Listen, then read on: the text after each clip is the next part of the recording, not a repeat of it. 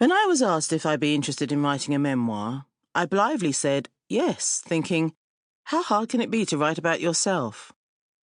I'd written over 70 books, instigated events that I'm proud of, done a few things that I'm less proud of, and was ready, or so I thought, to write about them all.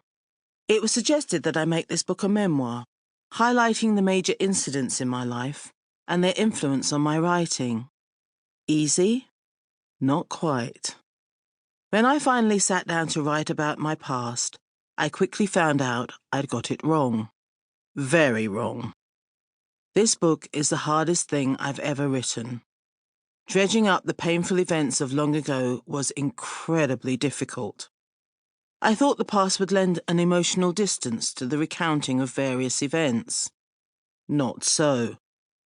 Writing about those events meant living through them all over again, as if I were back in that moment. In my novels, I could imagine the lives, thoughts, and feelings of my characters by empathizing with them and walking in their shoes for a while. But then I could take off those shoes. I had to let go of my characters to be able to move on to the next story I wanted to write.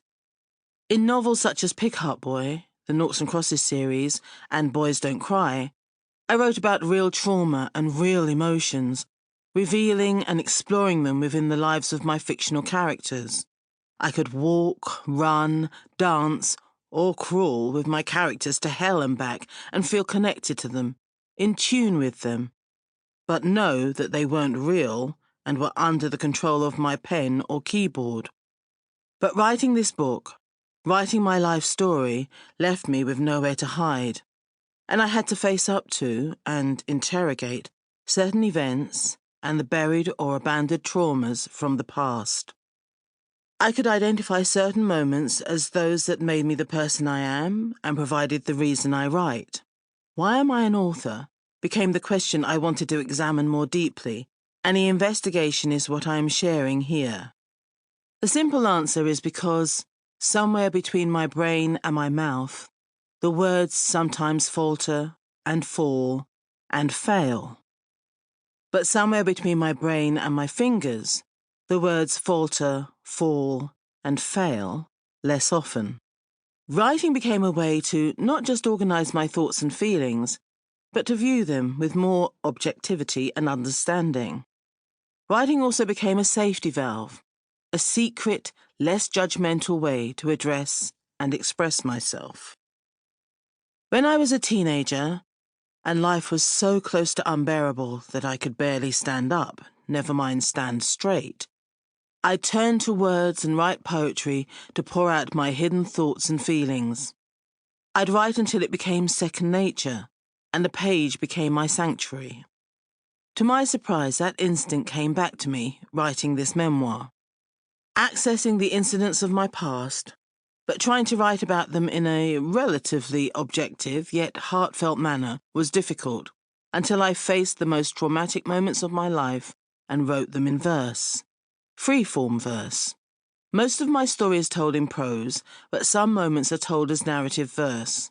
For those not into poetry, I hope that doesn't put you off. But poetry and writing poetry has always been an excellent way to get to the heart and soul of a matter without prevarication, shame, or self-delusion.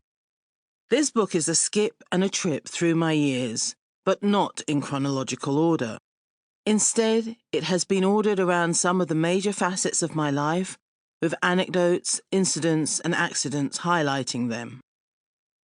There are songs and poems I love that not only speak to me, but wrap their arms around me. For example, the songs from Marvin Gaye's masterful album, What's Going On, or Stevie Wonder's genius album, Songs in the Key of Life. The song Believer by Imagine Dragons might have been written for me. The works of Shakespeare, Benjamin Zephaniah, Maya Angelou, Wendy Cope, Milton. These stories, songs and poems have all reassured me that I am not alone in the way I think and feel. Finding the right form for this autobiography wasn't the only unexpected difficulty.